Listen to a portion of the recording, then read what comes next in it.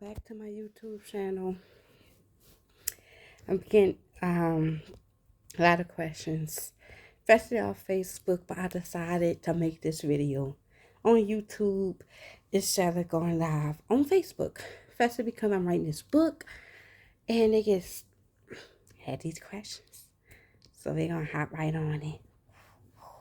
Hop on it. So, how many partners have I had, like sex partners? Um, my baby daddy was the first man I ever been with.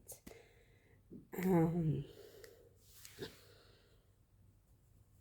yeah, he was the first. Yeah, he was the first. Um, I was mentally abused in that relationship, and I turned to a different guy. So it was him. It was my baby daddy, Kevin. After Kevin, Jimmy. After Jimmy was all this gonna be in my book. After Jimmy, after I lost my mom, then I lost my grandma. Um, it was this other dude, and after I lost my grandma, I actually started sleeping around. So it was him. Um, can't really remember, but I'm just gonna add two more guys for the sake of it. Um, then I jumped into a relationship with Matt Dude,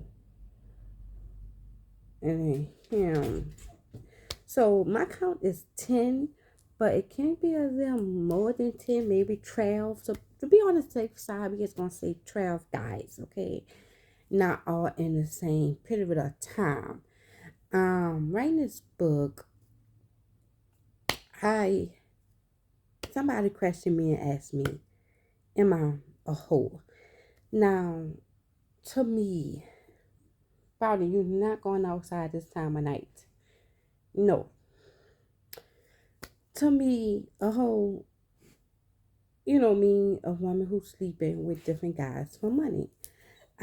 Sometimes men call women hoes because they may text another guy in their relationship. Well, that do not mean you're a hoe, ladies.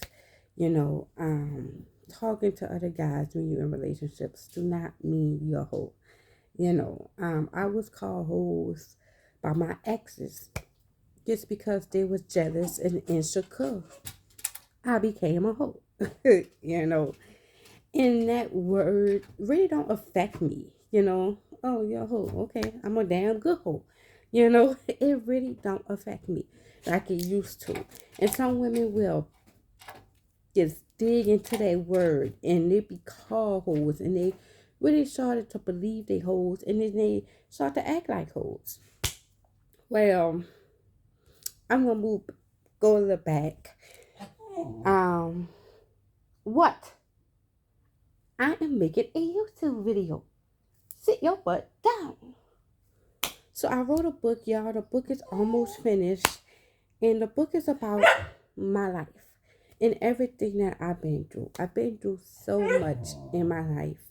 Started from when I was a baby. Now I'm not gonna give y'all all of the details because I do want y'all to read the book, but I'm gonna sum up with the book mostly about um I'm from New Orleans, Louisiana, born and raised by a single mom. Um, when I was born, I had a lot of side effects. I almost died. I was in an ICU for months before I went home. Everybody, the whole family came and prayed for me, and I made it through. And with that, the doctor said I would have like brain damage, and I would have a feet problem and stuff like that. So as I grew older, like 6 and 7, I did have speech problems, and that did mess with my insecurities. I could not speak right. I got kept back when I was in the first grade. I didn't know my real dad. Didn't know much about him to this day.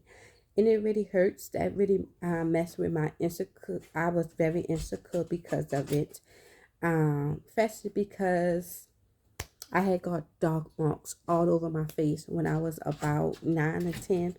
I started to get dog marks, and my real father had dog marks all over his face. And my mom said I had, well, she didn't tell me that at first. When I started to go to different dermatologists, and the dermatologist asked her, is anybody in the family, do anybody in the family have these dog marks? My mom was like, yeah, her dad did.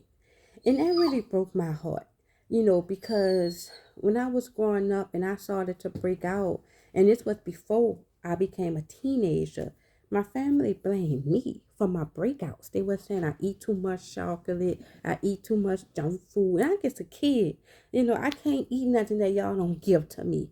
So they was making it seem like I was doing something. And I mean, I really had dog marks, y'all, all over my face. I mean, I could not see my sin. I could not see who I was. So I didn't even know how I looked. I was ashamed to even look in the mirror growing up. I was ashamed to look in the mirror, y'all.